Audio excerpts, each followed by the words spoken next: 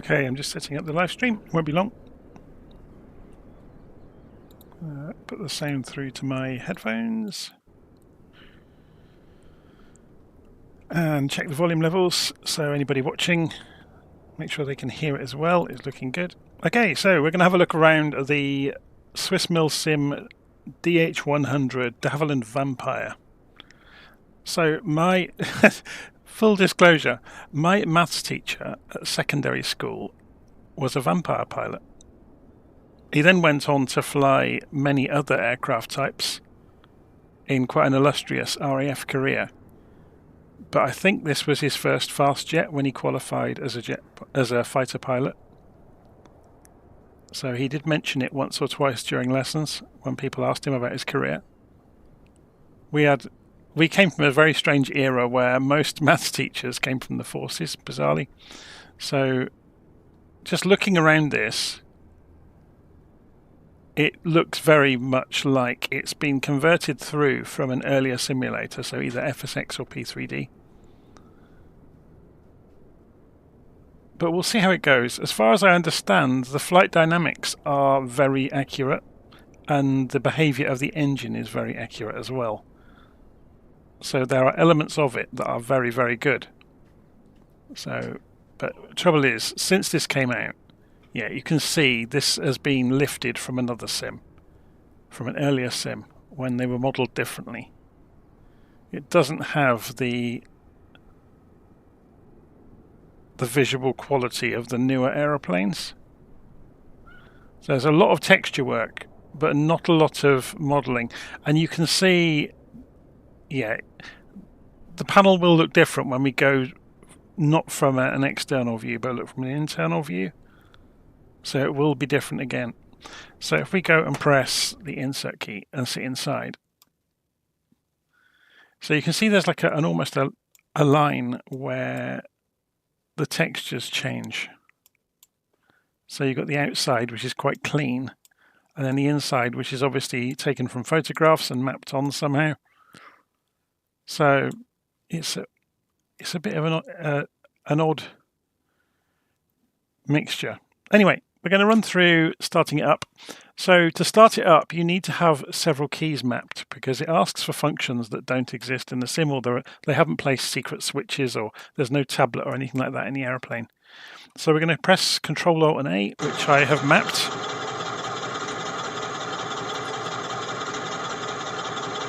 And that puts the APU over on the truck over there. And then we can press Control Alt B, which starts the APU up. So I wonder if we're going to use control of volume if we were to close the canopy. Yeah, it makes it a bit quieter for us, which is good.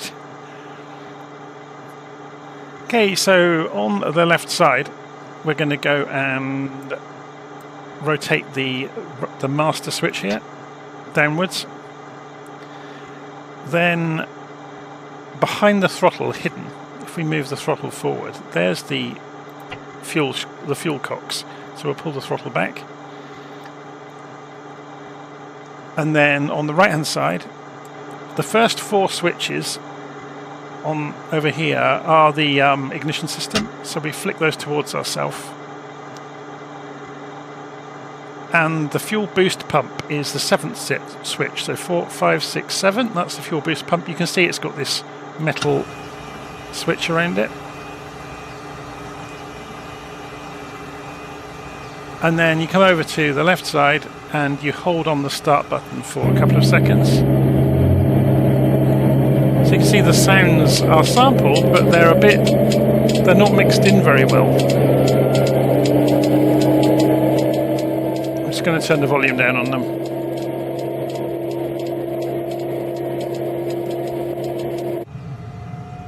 And it suddenly kicks in.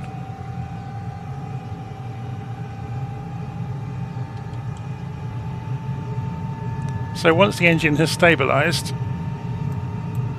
we flick this back away from the pilot, so we're no longer on the ignition system. Then we can go and calibrate the compass, calibrate the barometric pressure, I think this should be straightening up gently. Is it moving? Yes, it is gently moving. So then, 3. So we go to the right hand side again. We can go and put the pitot heat on, which is here, and we can put the position lights on. And have I missed the nav lights somewhere along the way? I don't think I have. Just looking down.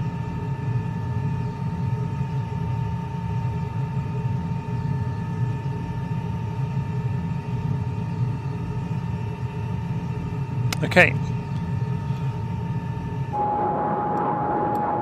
So you can see heat pouring out of the back. See our little pilots up there? It's a very small aeroplane, isn't it?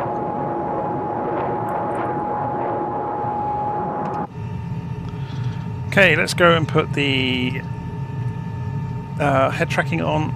So let's have a look at the instruments. So we've got indicated airspeed in kilometers an hour. We've got a gyro compass. Then we've got climb rate or descent rate, vertical speed indicator.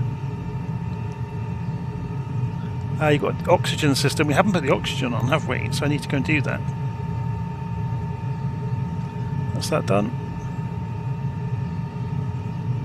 Okay. So let's see how we get on. So park and brake off. You have to be very careful with the throttle on this. Not open the throttle too fast. You have to be very, very mindful of the temperatures down here. If you open the throttle too quickly, the engine will surge, and you can actually set fire to it, or just, you know, blow the engine and have fire spurting out the back of the aeroplane.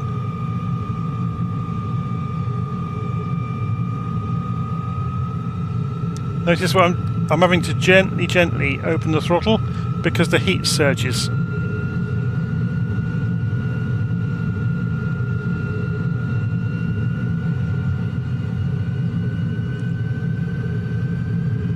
And we're rolling.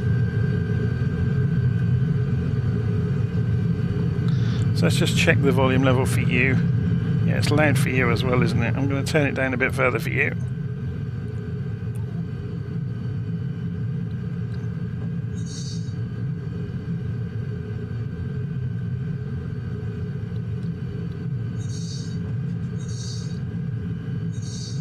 So we're at Meiringen in Switzerland. I think that's the correct pronunciation. I don't think it's Meiringen, I think it's actually Meiringen. So I'm just going to try the toe brakes out. Yep, they work.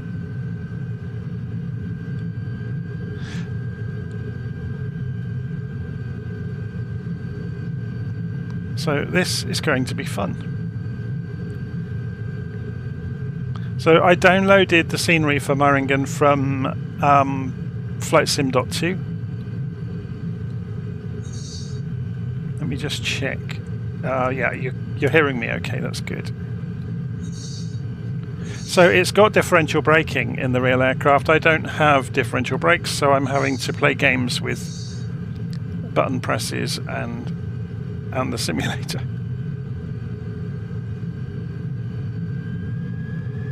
So again, watching the throttle very closely and watching the temperatures down the bottom left.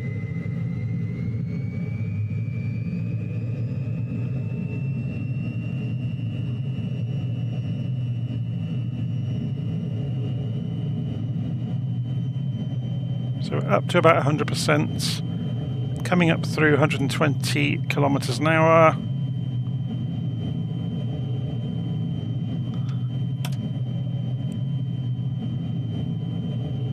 And rotate.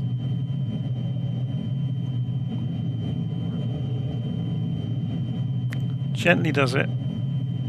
Never flown it before, so.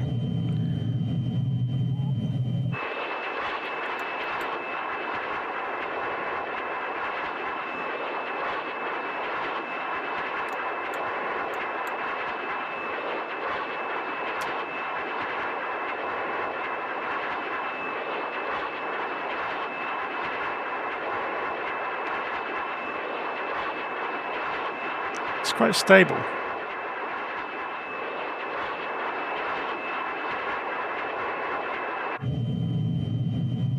So the one thing I don't like that this aeroplane does, it's slightly panoramic and the pilot's too far back in the cockpit. So I've just shunted myself forward to make it a little bit more representative of the real thing. So let's go and do a U-turn. Let's keep an eye on those temperatures. We're just below the yellow line. So I'm watching this needle down here and the one here.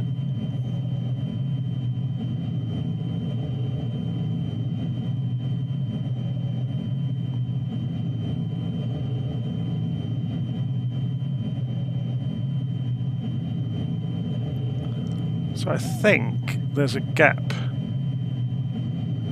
in the hills over here somewhere. Which way is it? Let's have a look at the map. Oh, it's left, sorry. So we're going to fly out to the left as soon as we go past this mountain here.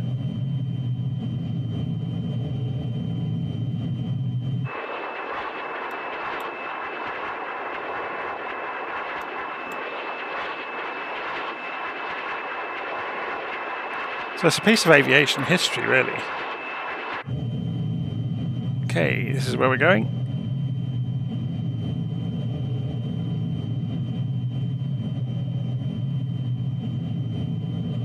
So apparently they've simulated compressibility into it, so you can get yourself into all sorts of trouble. You can surge the engine and basically smash the fan blades up and have fire spurting out of it. Which I'm not keen to want to do.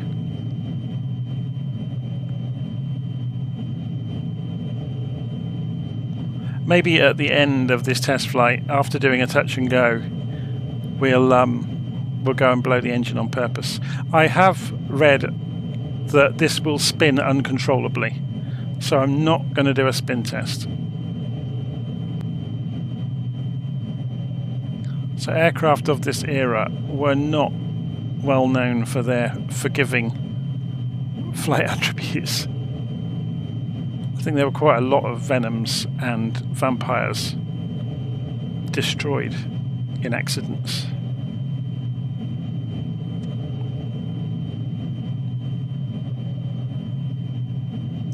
So yeah, I mean I could possibly do a spin test. I'd have to use slew to get out of it, but I think slew might kill the engine. I read that about it as well.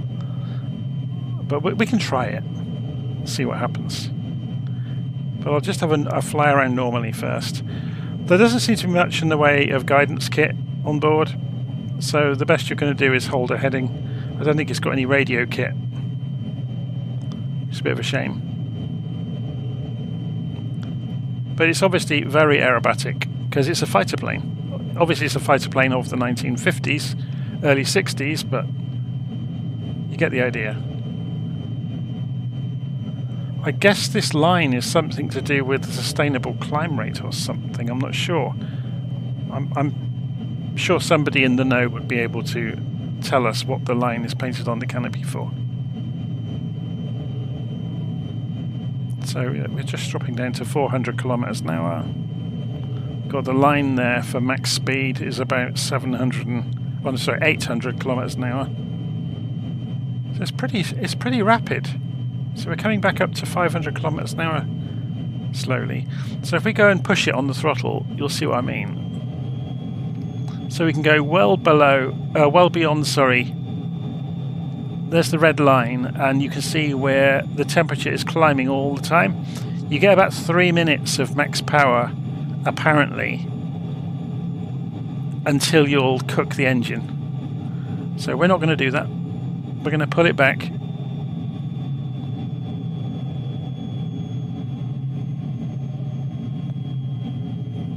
Inside the yellow line.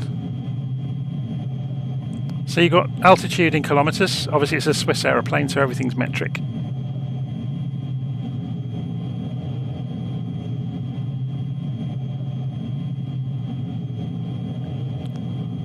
It's a very small cabin, isn't it?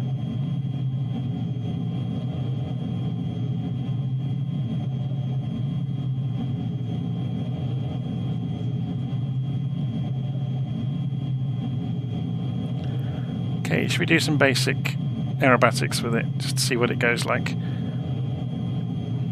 Okay, keep that lake there off of our wing.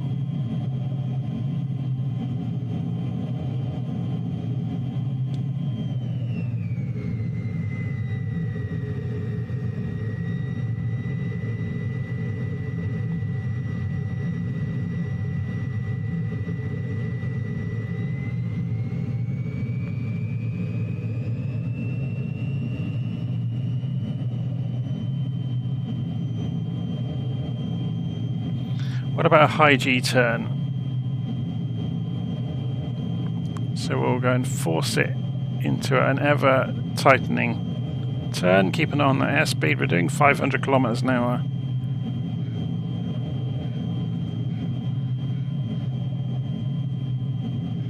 Pulling back harder and harder and harder.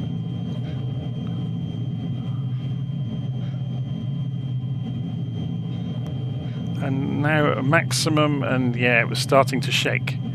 Let's do that again. So feed it in gently. Harder and harder turn. Look at the turn rate on it. It's crazy, isn't it? Shaking. Keep pulling it into the turn. Will it snap roll? That's maximum elevator. Drop down to 300 kilometers an hour. If we try and roll at the same time, oh, it's snap rolling in the opposite direction of the aileron. Yeah, so we won't carry on doing that. We'll end up wrecking the aeroplane. So it started to snap roll the opposite direction than the aileron if I even went near the ailerons.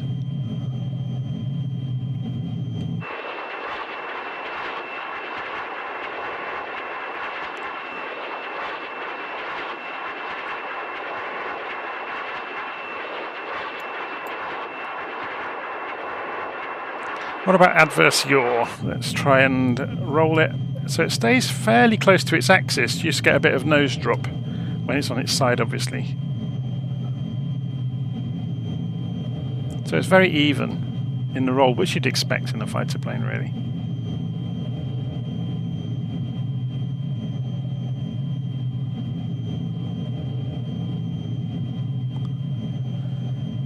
Okay, so where are we on our little loop here? So we're just coming back. We're going to come back down this valley, back around into Meiringen. Just a bit of a test flight.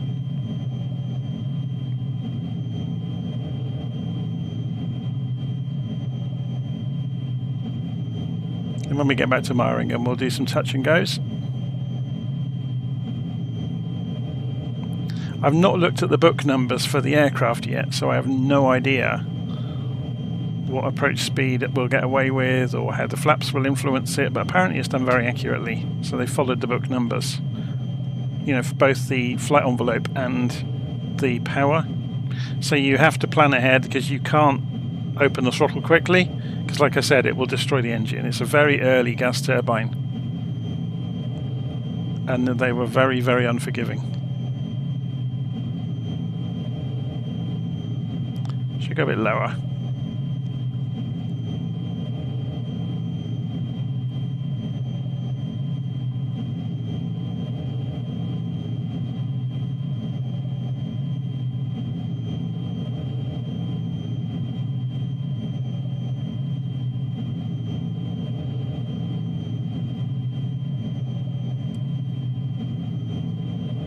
So we're doing just over 700 kilometers an hour. We are shifting.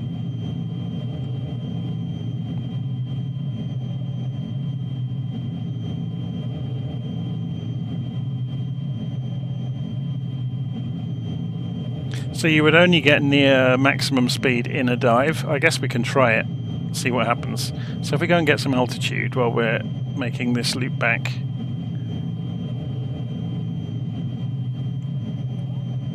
Let's just make sure where we are. So we are turning here along this valley.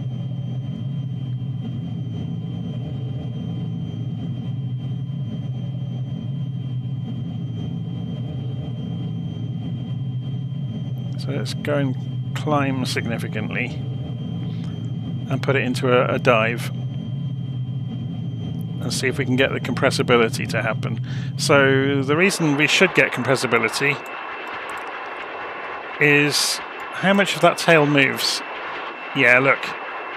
So a shock wave will form, or this is what would have happened in the real thing, on the leading edge of that tail, and you will lose elevator authority.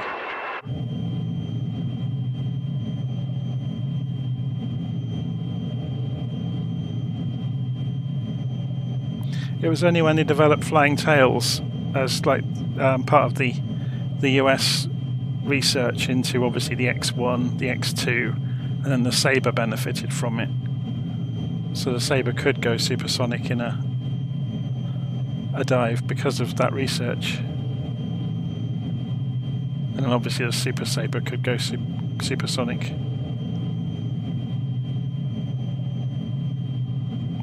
Okay, where are we going? Which valley? Straight down here. I think we're going along that next one.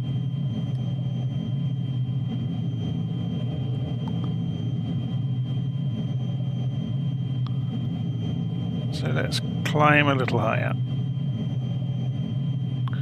Climbing 2,000 feet a minute. So we're coming down to 300 kilometers an hour, which is about 200 miles an hour, 330 is, isn't it? Something like that. So probably about just under 200 knots.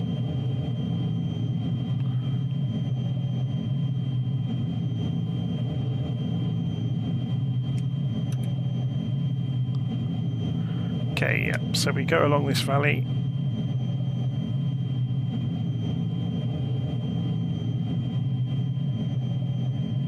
We'll climb all the way along it, and then we'll level out. So where are we up to now on altitude? So 4,000, nearly 4,500 meters. So multiply that by 3, 12,000, 13, 14,000 feet, somewhere around there.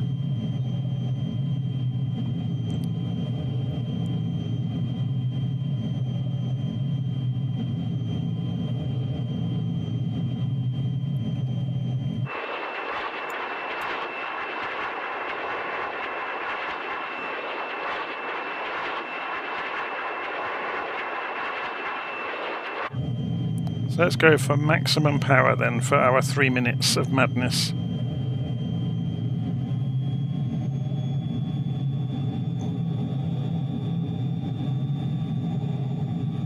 So we haven't redlined the temperature just yet.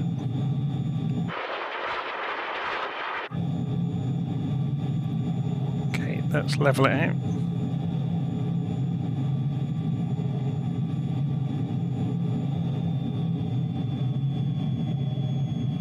Bring it back up again.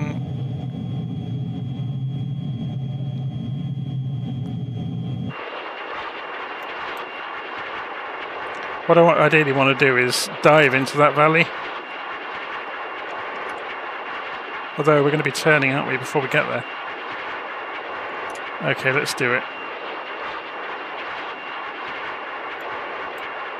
So I think we're going along that next valley.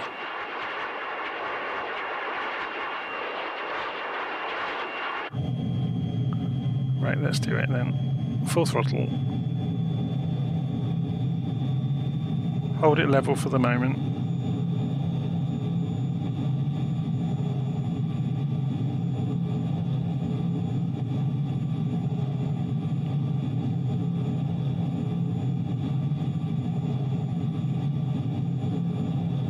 This isn't great having low visibility. We're going to have to dive through a gap in the cloud.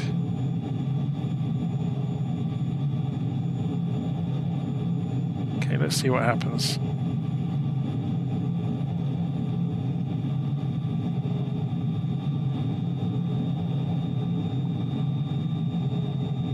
$500, $600, $700.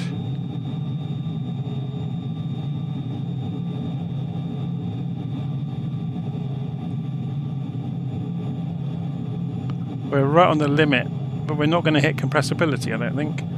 There's obviously an ancient lava flow through here.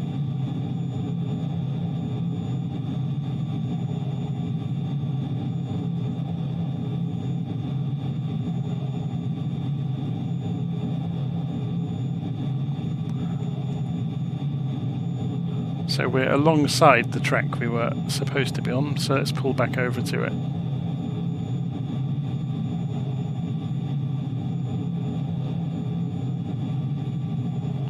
600 still.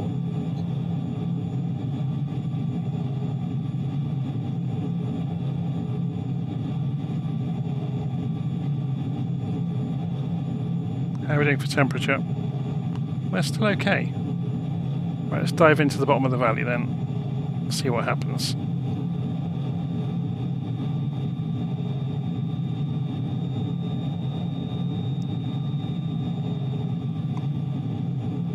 Starting to shake, but it's not too bad.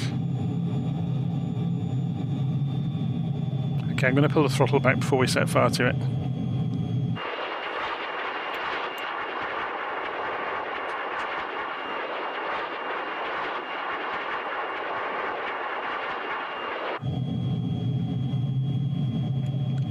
Whereabouts are we? Coming back towards Meiringen. It's pretty rugged around here, isn't it?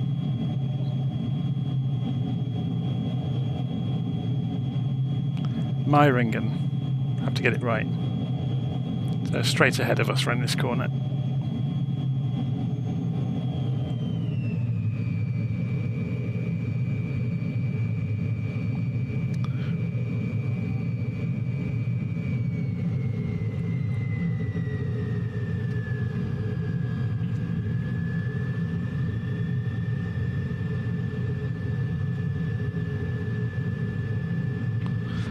So just looking at the live stream comments. This is a commercial aircraft. It's from Swiss Milsim. So it's the de Havilland Vampire. I think it's an upgrade, but from P3D maybe. So it's been around for a long time. I just never got round to buying it and having a look at it. So I bought both it and the Venom today in a fit of idiocy. So I will admit I'm a little bit disappointed with the quality of it, but it's good fun to fly. And we will do a surge on the engine on purpose in a minute and set fire to it. And a stall. We'll spin it on purpose. Actually, I guess we can spin it and try to slew to get out of it, just to show you that it will spin uncontrollably. So we're down to 350 kilometers an hour.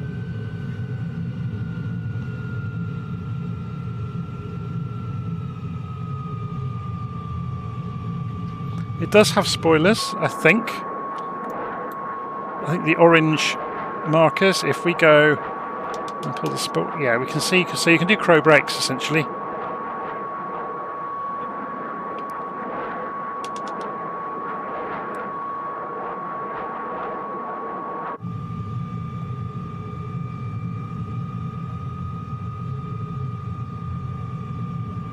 So there's the airfield. I have no idea what this is going to behave like.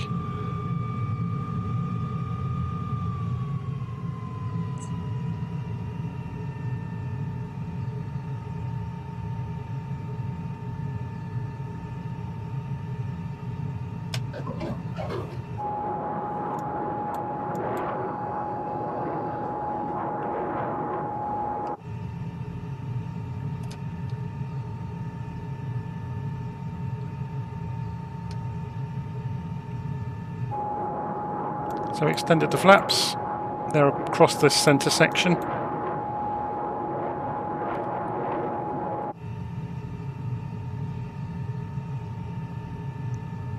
So it looks like the stall speed is around about the 180 kilometers an hour mark. So we're going to go for spoilers as well. We're a bit high according to the VASI lights. So we're just descending into them.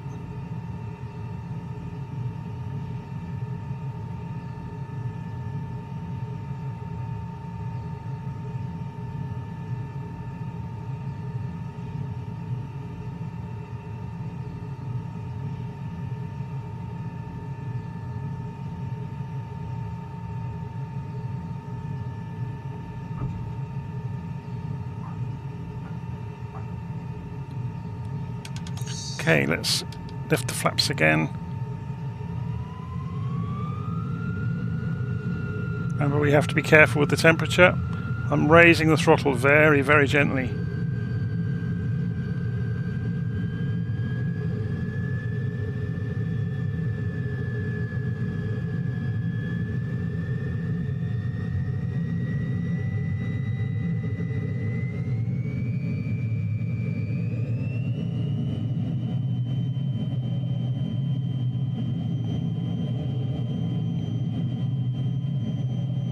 See, we would have gone through that fence if it had been real. As part of the scenery, there's a net there. We would have gone into it.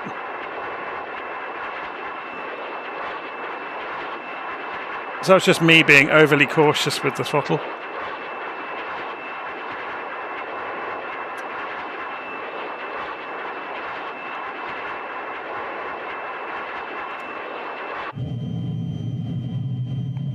Okay, let's take it up and get it to spin for you, and then we'll blow the engine to complete today's idiocy.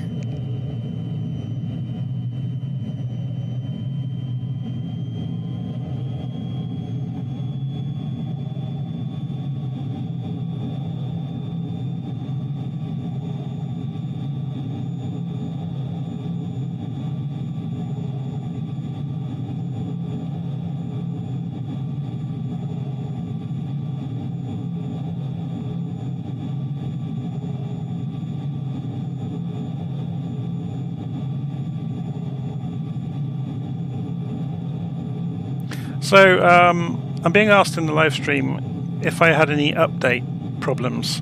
Yes, everybody did. So as far as I understand from reading around, thankfully a friend of mine found the initial problem, which was the Navigraph data conflicted yesterday with the avionics, or the aircraft and avionics update 3 that was rolled out yesterday. So it broke the simulator if you had Navigraph, so there was a problem in the AIRAC data, but it was very specific apparently to a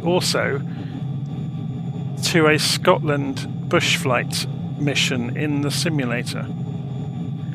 So if you had the Scotland bush flight installed, which is part of the Asobo kit in the UK update, it broke the simulator if you also had Navigraph. So you could either get rid of... I mean, it's been fixed now. I've confirmed it this evening. I've reinstalled Navigraph. Everything's fine now. So you will no doubt have seen, if you launched the simulator today, that there was an update that was rolled out, a second update, and it fixed it.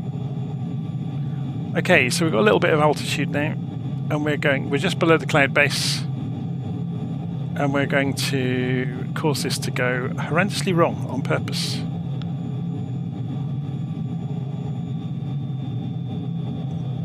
Coming off the throttle gently and pull. So it's shaking. We'll put in some elevator and some aileron as well.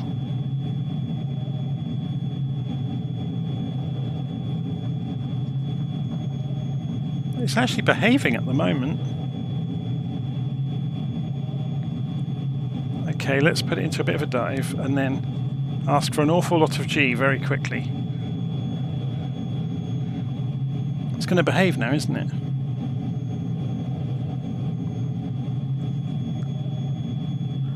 Okay, let's go and just go for a standard spin then. So we're dropping down through 200 knots.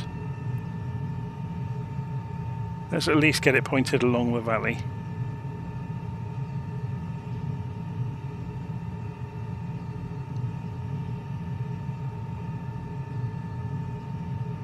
So there we go, it's starting to shake, it's getting near stall speed. It's down to 200. Sorry, 200 kilometers an hour, not knots. It's about 170, it should start to stall. There it goes. Full back stick, so it's mushing down. So what happens if we kick it with the rudder?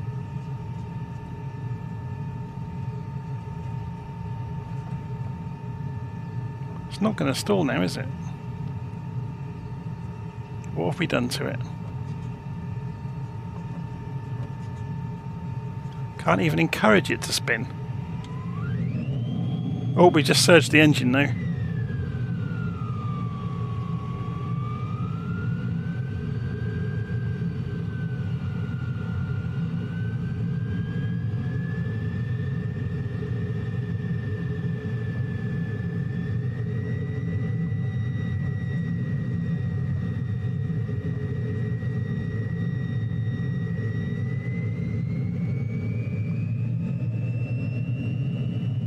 Trying to get it to go horrendously wrong. Let's try another attack then.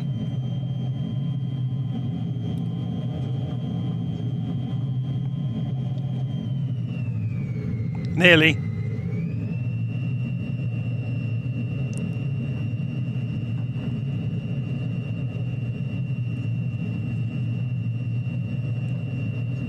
It will not swap ends.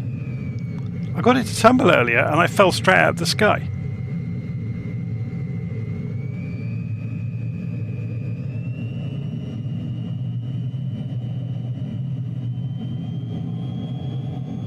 Okay, let's try this again. One more time. So high speed and then high speed, high G, turn, sustained.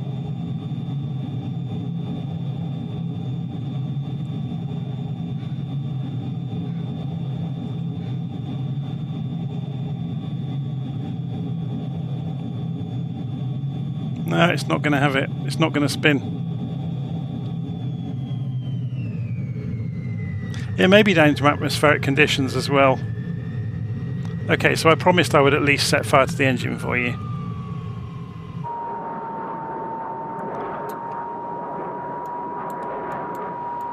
So what I'm going to do is pull the engine back to idle.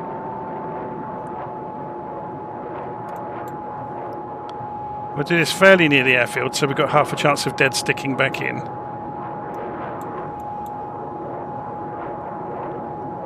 And I'm going to open the engine up in one swift movement. Ready? Go. It's not going to have it.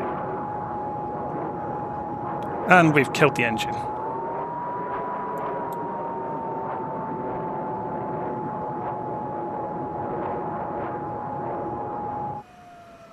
And we've completely lost the engine. So can we dead stick it? What speed have we got? 300 kilometers an hour. Where's the airfield? It's fairly slick, so it should be okay to get back in. The controls are very heavy now, though.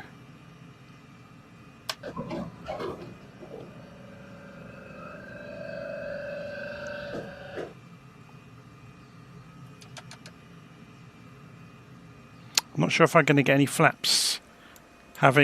No, I've got the flaps are coming down very slowly. I think it's just gravity letting them fall. Do I get spoilers even? Yeah, the spoilers have opened up. So I'm dead stick, essentially.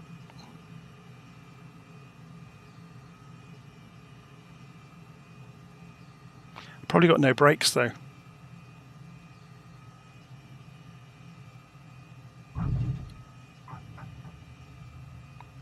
So we're down, and yeah, we've got no control almost, because obviously the hydraulic pressure's gone. So we're all over the airfield, and we're going to go into a ground loop, which is going to save us. Obviously the real thing would tip over and dig in. We're just going to set fire to the grass nicely now.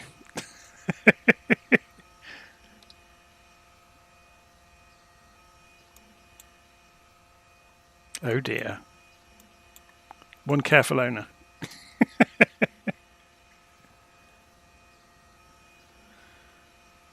So,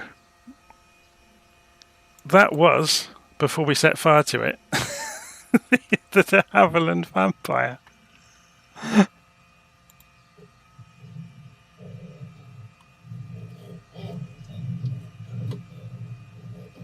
So yeah, I think to all intents and purposes, it's an upgrade from an earlier simulator.